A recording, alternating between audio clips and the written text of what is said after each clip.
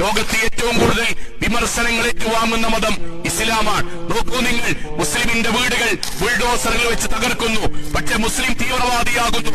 ഗസയിൽ പാവപ്പെട്ട കുരുന്നുകളെ ചെറിയ ചെറിയ ഓരോ സെക്കൻഡുകൾ കൊണ്ടും പിഞ്ചു ബാലന്മാർ പോലും തക്കാളികൾ പൊട്ടിത്തെറിക്കുന്നത് പോലെ പൊട്ടിത്തെറിച്ച് ഓരോ ദിവസങ്ങളിലും ഓരോ വക്തുകളിലും അവിടെ മയ്യത്ത് നമസ്കാരം നടക്കുന്നു. കൊന്നവരല്ല തീവ്രവാദികൾ, മരിച്ചവരാണ് തീവ്രവാദികൾ. നമ്മുടെ ഉപ്പൂപ്പമാർ 100 വർഷങ്ങൾക്ക് മുമ്പ് സ്വന്തം കുടുംബത്തിന് പോലും എഴുതി വെക്കാതെ ആരാധനകൾക്ക് വേണ്ടി എഴുതി വെച്ച നമ്മുടെ വഖഫ് ഭൂമികളും നമ്മുടെ സമ്പത്തുകളും നമ്മുടെ പള്ളികൾ പോലും നമ്മൾക്ക് ഉപയോഗിക്കാൻ കഴിയാത്ത വിധം നിയമങ്ങൾ വരുന്നു. പക്ഷേ ഇതെല്ലാം ചെയ്തവരല്ല തീവ്രവാദികൾ, ചെയ്തവരല്ല ഭീകരവാദികൾ. പിന്നെയോ ഇതെല്ലാം അനുഭവിക്കുന്നവരാണ് ഭീകരവാദികളും തീവ്രവാദികളും. പക്ഷേ ആരോപണങ്ങൾ ഉണ്ടാകുന്നു, ചർച്ചകൾ ഉണ്ടാകുന്നു. ഇസ്ലാമിന്റെ വേഷവും തൊപ്പിയും ബാങ്കും ഇഖാമത്തും മദ്രസകളും ഹിജാബുമെല്ലാം തീവ്രവാദത്തിന്റെ അടയാളമാകുന്നു.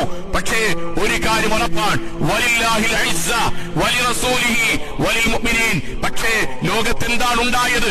ഏറ്റവും കൂടുതൽ വിമർശനത്തിന് വിധേയമാകുന്ന ഇസ്ലാം ലോകത്തെ ഏറ്റവും കൂടുതൽ ആളുകൾ കടന്നു വരുന്ന മതമായി, ലോകത്തെ ഏറ്റവും കൂടുതൽ ആളുകൾ വായിക്കുന്ന വേദഗ്രന്ഥം പരിശുദ്ധ ഖുർആനായി മാറി.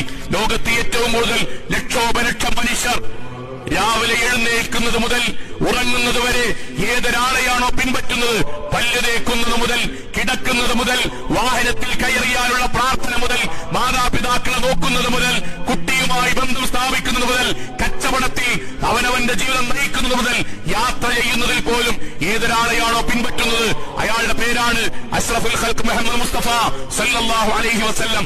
അങ്ങനെ ഒരു മതം ആരോപണങ്ങൾക്കിടയിലും അഭിമാനത്തോടെ ലോകത്തൊന്നാമതായി എഴുന്നേറ്റ് നിൽക്കാൻ കാരണം ഇത് ദൈവികമാണ് എന്നതുകൊണ്ടാണ്. സഹോദരങ്ങളെ, എന്തുകൊണ്ടാണ് ആരോപിച്ചവർ ഇങ്ങോട്ട് കടന്നു വരുന്നത് എന്നറിയുമോ?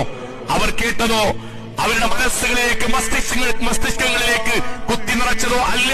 അവർ പഠിക്കാൻ തുടങ്ങിയപ്പോൾ കേട്ടത്, അവരോട് പറഞ്ഞത് മനുഷ്യരെ കൊല്ലാൻ വേണ്ടി ആയത്തുകളുള്ള വേദഗ്രന്ഥമാണ് ഖുർആൻ എന്നതാണ്.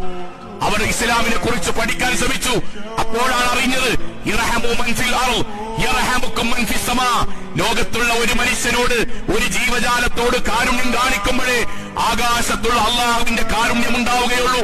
ലോകത്തുള്ള മുഴുവൻ മനുഷ്യരെയും സ്നേഹിക്കാനും കണ്ടാൽ അസ്സലാമു അലൈക്കും വറഹ്മത്തുള്ളാഹി എന്ന് പറയണമെന്നും പഠിപ്പിക്കുന്ന ഒരു മതമുണ്ട് എന്നവർ പഠിച്ചപ്പോഴാണ് മനസ്സിലാക്കിയത്.